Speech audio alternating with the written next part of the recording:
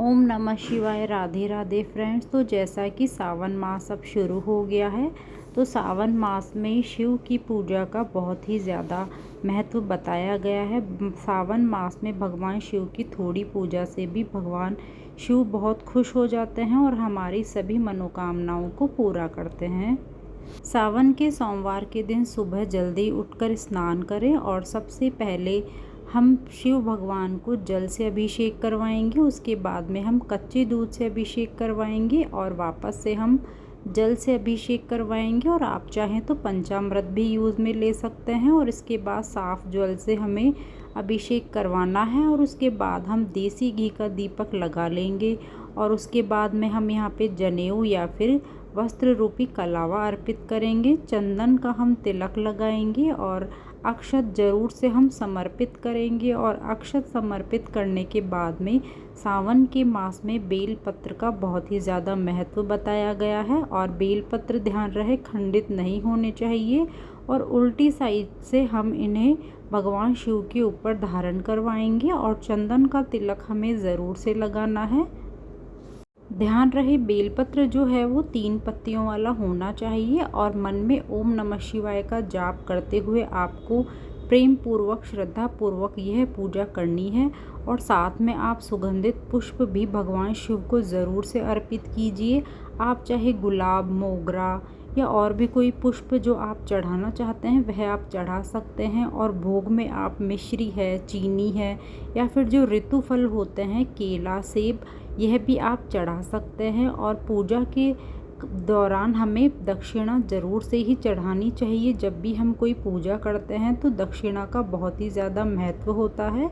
और इस तरीके से पूजा करने के बाद में हम सबसे पहले भगवान गणेश जी की पूजा आरती करेंगे। और आरती करने के बाद में हम भगवान शिव शंकर की आरती करेंगे। और आरती करने के बाद में हम क्षमा याचना करेंगे कि अगर हमारी पूजा में कोई त्रुटि रह गई है तो शिव शंकर भगवान हमें क्षमा करें और हमारी पूजा को स्वीकार करें।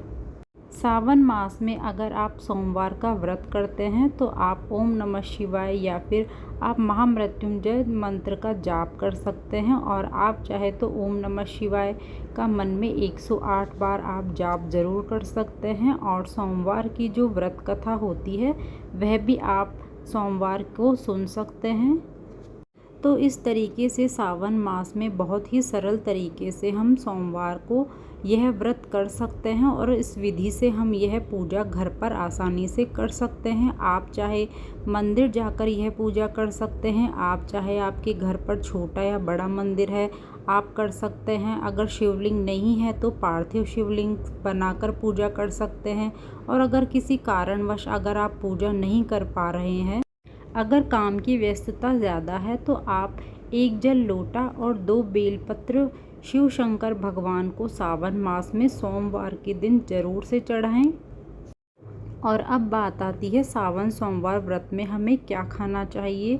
सावन के सोमवार व्रत में हमें फलाहार का ही यूज़ करना चाहिए। जैसे आप ताज़े फल, केला, सेब, अनार का ले सकते हैं। और आप चाहे तो दूध से बनी हुई चीज़ें भी आप ले सकते हैं। दूध, दही, लस्सी, छाछ, मखाना, जो भी आपको फलाहार करना है वह फलाहार कर सकते हैं। और इस दिन आपको अन्न का भोजन नहीं करना है। और आपको जो नमक आप यूज़ में लेते हैं वह केवल सेंधा नमक का ही आप उपयोग करें।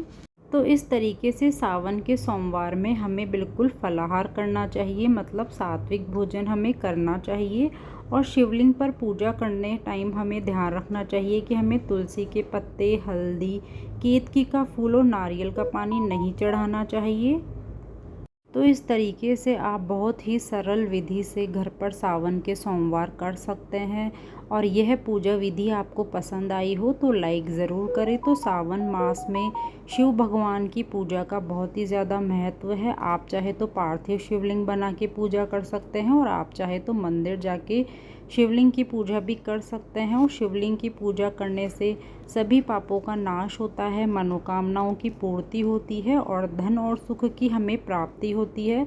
यदि श्रद्धा से आप ओम नमः शिवाय का मंत्र का जाप करते हुए यह पूजा करते हैं तो अनेक यज्ञों और दान के समान हमें पुण्य मिलता है। तो यह आप सावन के मास में ज़रूर करें। बेलपत्र के पत्ते और जो भी ये पुष्प है आप किसी गमले में डाल दीजिए, खाद के रूप में हम इन्हें काम में लेंगे। और जो ये जल है तुलसी के अलावा किसी भी गमले में डाल दीजिए। तो इस तरीके से सावन के सोमवार की सरल पूजा विधि आपको कैसी लगी? अगर पसंद आई हो तो लाइक ज़रूर करें। तो आप सभी को ओम नमः शिवाय।